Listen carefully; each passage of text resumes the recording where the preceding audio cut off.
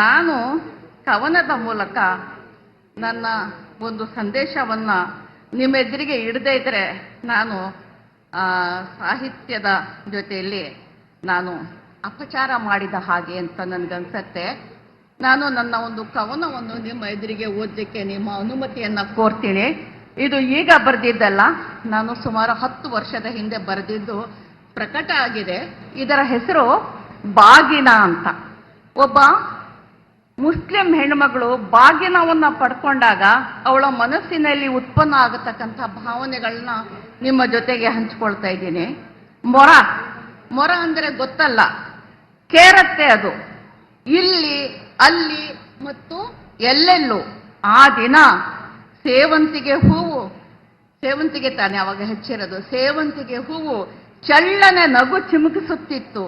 ದಿನ ತುಂಬಿದ್ದ ಮೋಡ ಎರಡೂ ಕೈಯಲ್ಲಿ ಸೊಂಟ ಹಿಡಿದು ಬೆವರಿನಿಂದ ತೊಯ್ದು ಉಸ್ ಎಂದಾಗ ಆಕಾಶ, ಭೂಮಿ ಮತ್ತು ಸಮಸ್ತವು ಗಲಗಲ ಅಂತ ಚಿಮ್ಮುತ್ತಿದ್ದವು.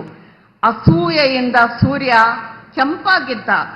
ನನಗಿಲ್ಲದ ವಾಕ್ಯದಲ್ಲಿ ಇವಳು ಹೇಗೆ ಮಿನುಗುತ್ತಿದ್ದಾಳೆ ನೋಡಿ ಅಂತ. ಅದೇನೂ ಎಂದಿನ ದಿನವಾಗಿರಲಿಲ್ಲ. ಸಂಭ್ರಮಕ್ಕೆ ದೊಡ್ಡ ಮುಳ್ಳು ಚಿಕ್ಕ ಮುಳ್ಳು ಅಂಟಿ ಜೂಜಾಟವಾಡುತ್ತಿದ್ದವಲ್ಲ.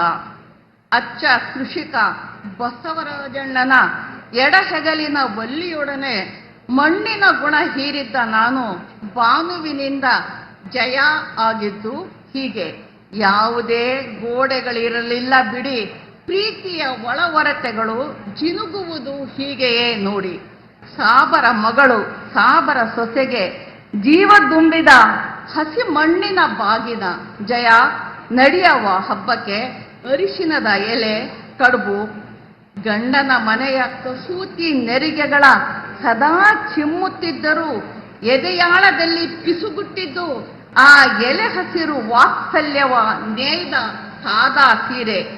ಮಡಿಲಲ್ಲಿ ತುಂಬಿಸಿ ಕವುಚಿದ ಮೊರವ ಮರಳುವ ದಾರಿಯಲ್ಲಿ ನಿಂತು ಅರಳಿ ಮರವ ಕೇಳಿದ್ದೆ, ಹೇಗೆ ಕೊಂಡೊಯ್ಯಲಿ ಇದನ್ನು ನನ್ನ ಅತ್ತೆ ಮನೆಗೆ ಅರಿಶಿನ ಕುಂಕುಮದೊಡನೆ, ಹೇಗೆ ಬಿಡಿಸಲಿ ಬಾಂಧವ್ಯದ ಎಳೆಗಳ ರಂಗೋಲಿಯನ್ನು ಸಾಬರ ಮನೆ ಬಾಗಿಲಲ್ಲಿ. ಕೊಡಲೇ ಯಾರಿಗಾದರೂ ದಾರಿ ಹೋಗರಿಗೆ, ಕೊಡಬಹುದೇ ಅದನ್ನು ಯಾರಿಗಾದರೂ. ಆ ಒಲವನ್ನು, ಆ ಬಲವನ್ನು, ಆ ಪಿತೃವಾತ್ಸಲ್ಯದ ಮಾತೃತ್ವವನ್ನು ನೆನೆಸಿಕೊಂಡಾಗ ಈಗಲೂ ಕಣ್ಣಂಚಿನಲ್ಲಿ ತೇವ. ಮೊರದ ತುಂಬಾ ಬದುಕಿನ ಪಸೆಯ ಹಸೆಯ ಬರೆದ ಬೇಸಿಗೆ ಹಕ್ಕಿಗೆ ವಿದಾಯ. ಬಸವರಾಜಣ್ಣ, ನೀವು ಕೊಟ್ಟ ಮೊರ ಹೇಳುತ್ತೆ, ಮಿಡಿಯುತ್ತೆ, ಸಹಸ್ರ ಆರೋಪಗಳ ಎದುರು ಒಂಟಿಯಾಗಿ ನಿಲ್ಲುತ್ತೆ. ಇದು ಈಗ ನನಗೆ ನೆನಪಿಗೆ ಬರುತ್ತೆ.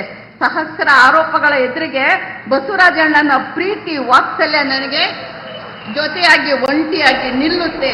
ದ್ವೇಷದ ಎಲ್ಲ ಭಾಷೆಗಳನ್ನ ಕವುಚಿ ಹಾಕುತ್ತೆ. ಮುಂಜಾವಿನ ಹೊಂಬೆಳಕಿನೊಂದಿಗೆ ಪ್ರೀತಿಯ ನಿರ್ಮಲ ಅಲೆಗಳು ಮೊರದ ತುಂಬಾ ತೂರುತ್ತಿರುತ್ತವೆ. ನನ್ನ ಕೆಲವು ಮಾತುಗಳನ್ನು ಮತ್ತು ನನ್ನ ಒಂದು ಕವನವನ್ನು ಕೂಡ ಸಹೃದಯತೆಯಿಂದ ಕೇಳಿದ ನಿಮ್ಮೆಲ್ಲರಿಗೂ ಕೂಡ ನನ್ನ ನಮನಗಳು. ಕ್ಷಣ ಕ್ಷಣದ ಸುದ್ದಿಗಳಿಗಾಗಿ ಫ್ರೀಡಂ ಟಿವಿ ಸಬ್ಸ್ಕ್ರೈಬ್ ಮಾಡಿ, ಲೈಕ್ ಮಾಡಿ ಹಾಗೂ ಫಾಲೋ ಮಾಡಿ.